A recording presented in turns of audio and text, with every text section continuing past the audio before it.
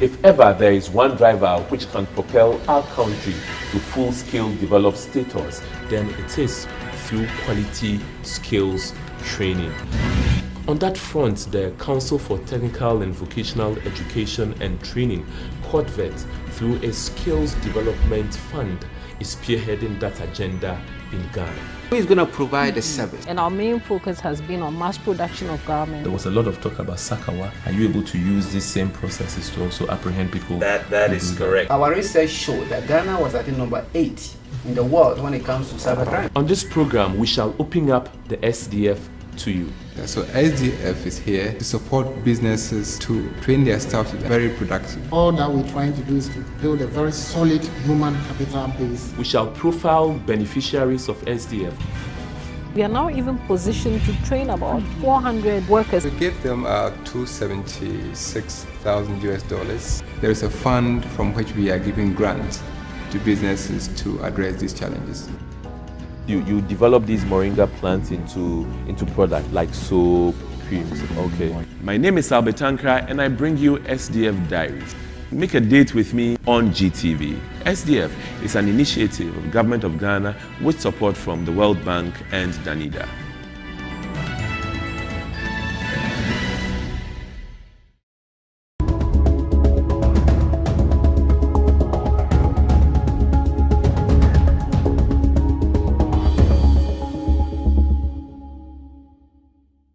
Good evening, lovely viewers. My name is Albert Tankra and I welcome you to SDF Diaries. Today we laser beam on Precious Marketing Minerals Company Limited. The mining sector is an important segment of the Ghanaian economy, playing significant roles in the country's socio-economic development. Ghana is the second largest producer of gold and the 10th in the League of Nations globally. My name is Albert Tankra and we laser beam today on PMMC. Welcome to SDF Diaries. The mining sector is an important segment of the Ghanaian economy, playing significant roles in the country's socio-economic development. Ghana is the second largest gold producer in Africa and the 10th in the League of Gold Producing Nations globally. Since independence, the sector's contribution to foreign exchange has been dominated by gold, until policy reform to diversify the industry by roping in foreign investments yielded dividend. This, among others, led to the mining and development of other minerals within the sector, including the diamond and bauxite. One of such institutions involved in the development of precious metals and stones is the Precious Minerals Marketing Company, PMMC. Established in 1963, PMMC, a public company, is involved in the processing of precious minerals for the local and international markets. Gold, diamond, and jewelry are the company's 3 most important products, with 90%, 100%, and 25% of production exported respectively. The mission of the company is to trade cost-effectively in gold and diamond locally and internationally, efficiently produce quality jewelry through highly skilled and motivated staff to ensure customer satisfaction and stakeholder value.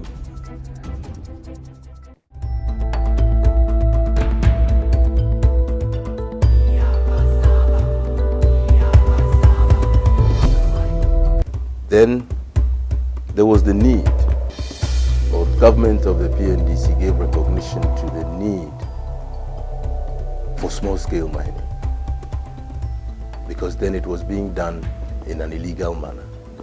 The government decided to formalize this.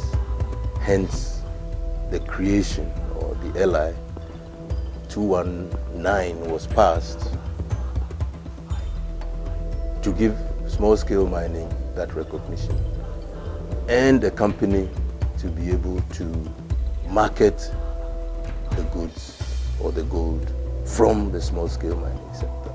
This applied both to diamonds and to gold. So the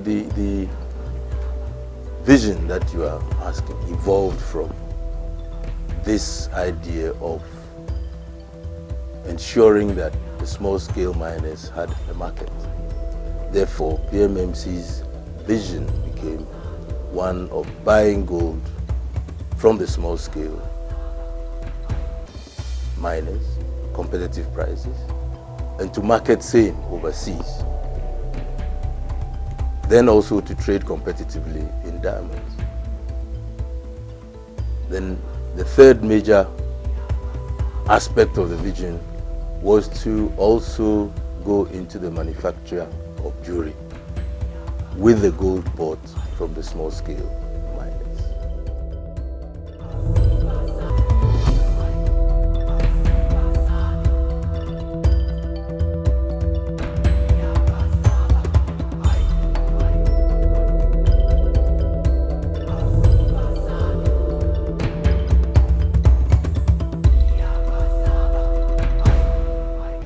PMMC aims to attain market leadership in the following: purchase of gold from small-scale miners, trade in diamonds, manufacture and sell jewelry, and provide finished mineral products in the West African sub-region and expand profit margins by adding value to its mineral products.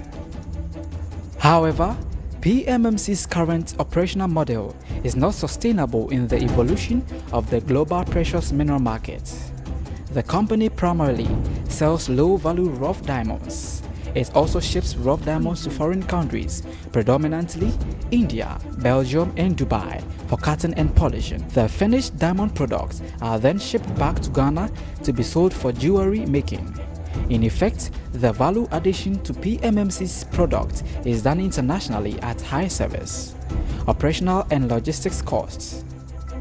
The result of these operational challenges have been lower yield per output, margin loss from low-value minerals and high operational costs, inability to process high-margin products, security risk in the round trip of products, and underdevelopment of staff. Before, we exported in parcels, bought sizes, mellies. And for that, you don't earn as much as polished diamond. And because they are all in sizes, you can have various uses when you classify them for all the diamond in the parcel that you sell. Average price now is about $45 per carat. But polish one diamond and you can sell it for much more than that. So the no value addition aspect means the amount of sales that you do or exports that you do not carry the much weighted value as compared to polished diamonds. A year ago there was the diamond crunch when prices plummeted. It affected us greatly. But if you have polished diamonds, your price is constant. Your exposure is nil. Because if the diamond is $1,000, it is $1,000. But if it's in rough and the prices plummet, it hits you more. So these affect our final products. But so this in the main was why we decided that we had to add value to it for our exports and then for our jewelry manufacturing, which is expanding. And then of course it can be cheaper. Then of course you can make more sales. You can then increase your turnover. In 2012, PMMC successfully applied to SDF for funding to support the training of their staff in cutting and polishing of diamond. This is part of a broad ongoing strategy to set up in Ghana, the first diamond polishing plant in West Africa. The center will add value to finished mineral products, increasing production by 5-fold and sales by 1 million Ghana cedis per annum and a 59% operational cost savings.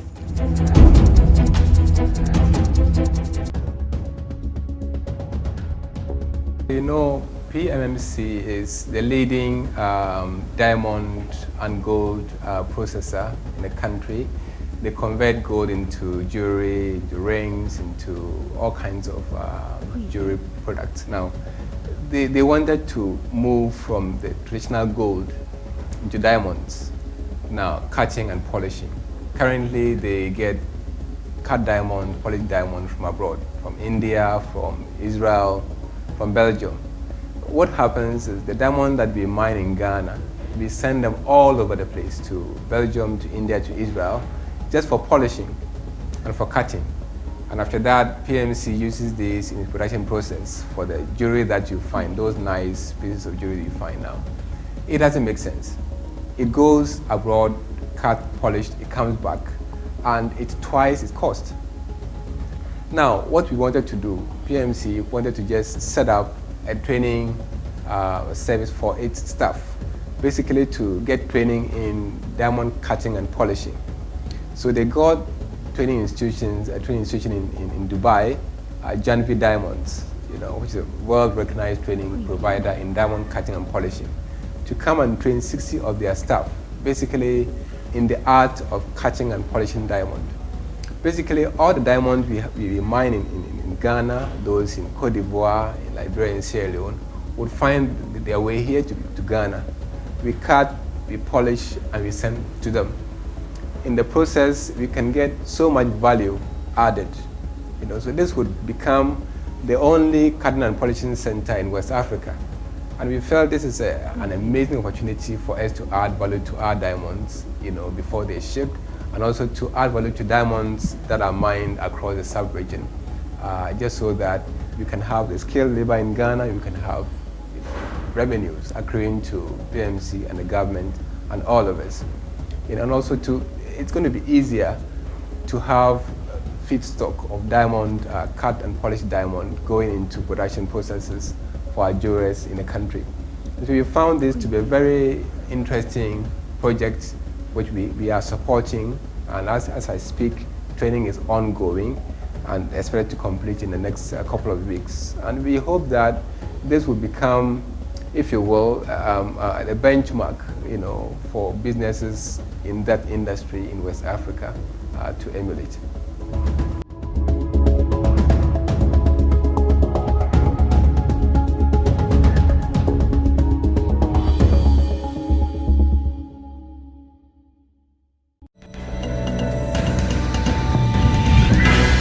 If ever there is one driver which can propel our country to full-scale developed status, then it is through quality skills training. On that front, the Council for Technical and Vocational Education and Training, COTVET, through a Skills Development Fund, is spearheading that agenda in Ghana. Who is going to provide the service? And our main focus has been on mass production of garments. There was a lot of talk about Sakawa. Are you able to use these same processes to also apprehend people? That is correct. Our research showed that Ghana was, I think, number 8 in the world when it comes to cybercrime. On this program, we shall open up the SDF to you. So SDF is here to support businesses to train their staff to be very productive. All that we're trying to do is to build a very solid human capital base. We shall profile beneficiaries of SDF. We are now even positioned to train about 400 workers. We gave them $276,000 US. There is a fund from which we are giving grants to businesses to address these challenges. You develop these moringa plants into product like soap, creams. Okay. My name is Albetankra and I bring you SDF Diaries. Make a date with me on GTV. SDF is an initiative of the Government of Ghana with support from the World Bank and Danida.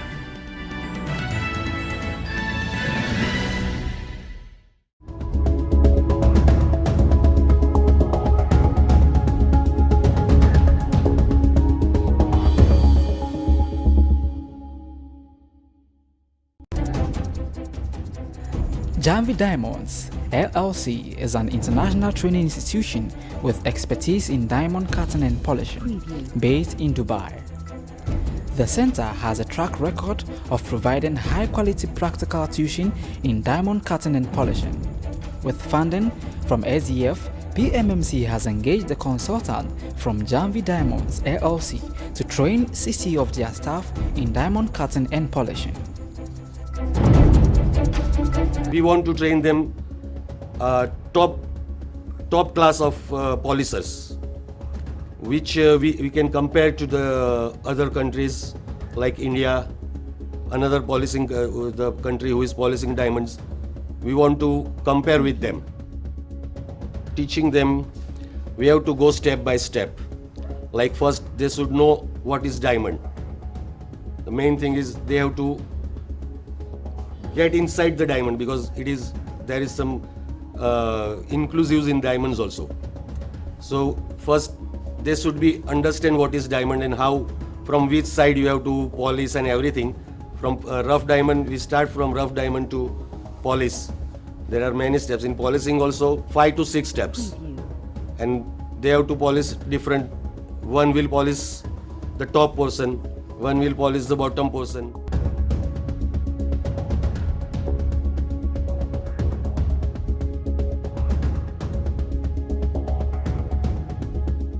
First, when rough diamond is here, we have to assort it. We have to assort like some good, some shape also we have to see. And if the shape is not proper, then we have to cut with the laser. And we have to make little shape. After that, the first step in polishing, we have to mark that which portion we have to take the table. After cutting table, we have to go for bruting, like we have to make round. Then we have to go for bottom portion. After polishing bottom portion, we have to cut top portion. And then the diamond will be completed.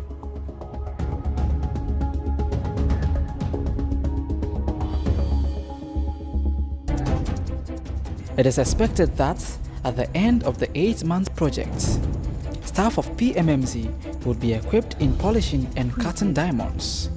This will ensure the requisite technical expertise to add value to diamond. Before the onset of the factory, the diamonds mined in Ghana used to be exported outside for polishing and then imported back for sales. With the onset of the polishing factory, we are able to polish our own diamonds and sell to our local buyers, and we are able to also polish diamonds in the other West African countries, because this factory is the first in West Africa.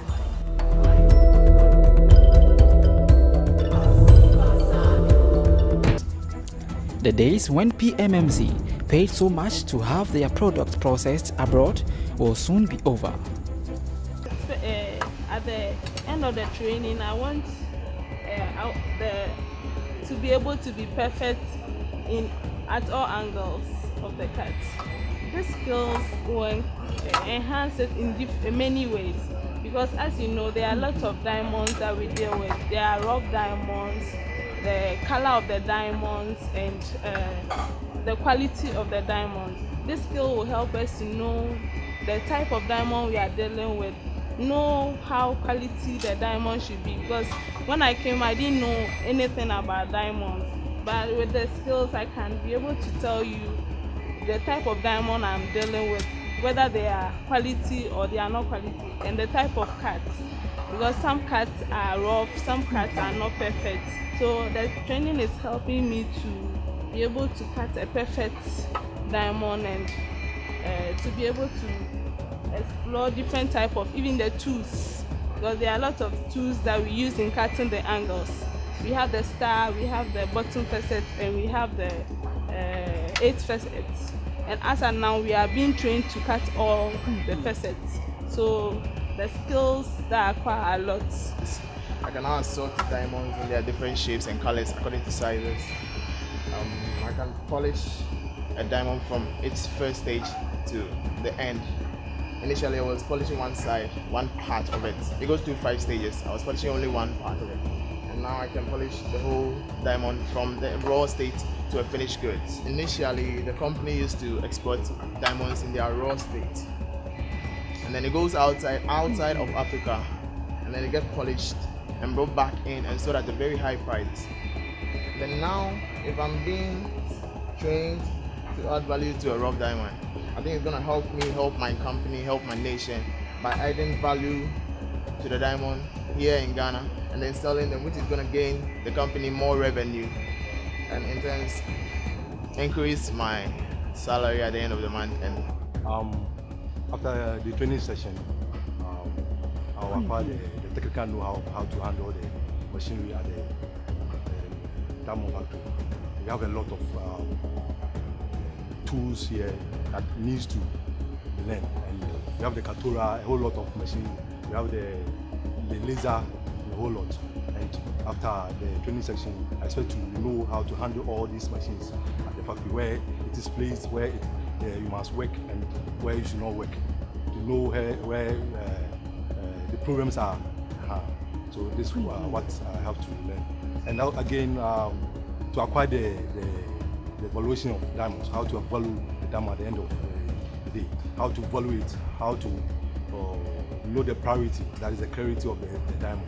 And as, again, to how to sell it out, the price of it, and also to become an experienced chap as far as the diamond polishing is concerned.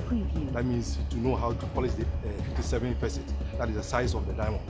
After polishing the complete diamond, you have to get 57 size, that's we call facet. In India we call facet.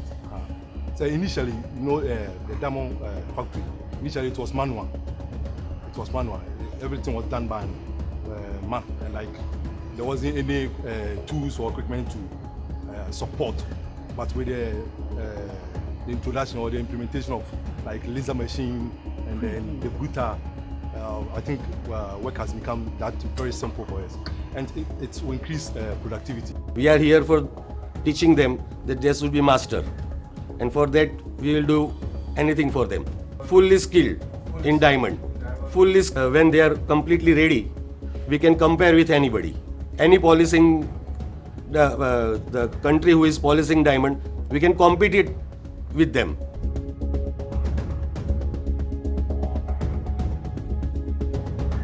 Right now, with the Indians here, currently we have 22 people polishing the diamonds. When they leave, we expect that we employ more people to do the polishing.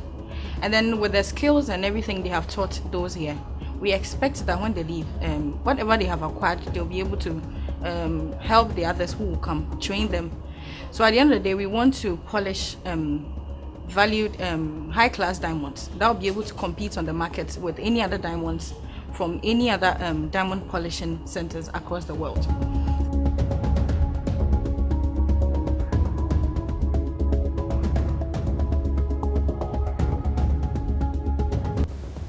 The training going on there now would have been much slower per our projection.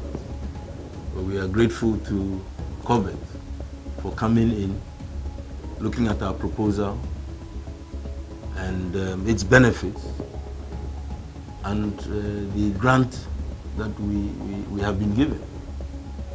It has quickened our steps towards the completion of our aim for the polishing plant. So we've now started with the laser plant, which of course we wouldn't have started without those fundings. And we've been able to bring in 2 additional trainers, specialized trainers for each of the areas, but we would have done that in phases. But we were able to do all this in a go. Then of course to the government for allowing us to recapitalize its dividends to ensure that these projects that we are doing come to fruition.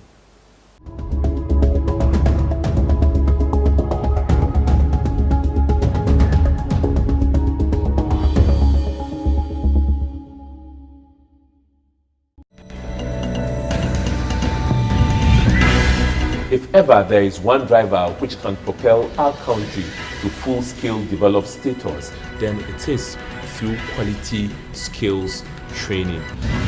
On that front, the Council for Technical and Vocational Education and Training, COTVET, through a Skills Development Fund, is spearheading that agenda in Ghana.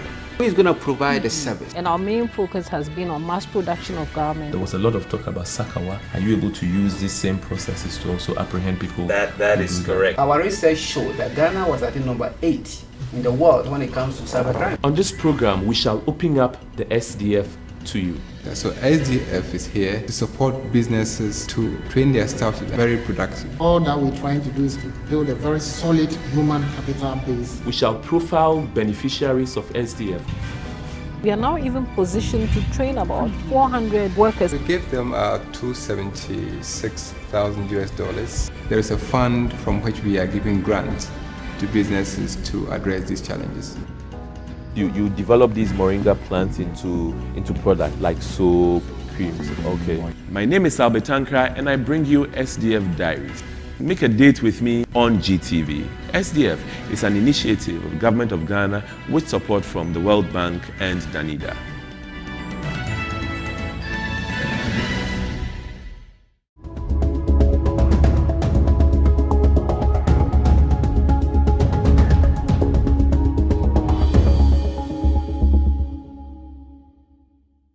So you see, this is what SDF is all about, sustaining the skills acquired and translating them into profit and also for sustainable development. Thank you for tuning in to SDF Diaries. Join me same time next week. Bye for now.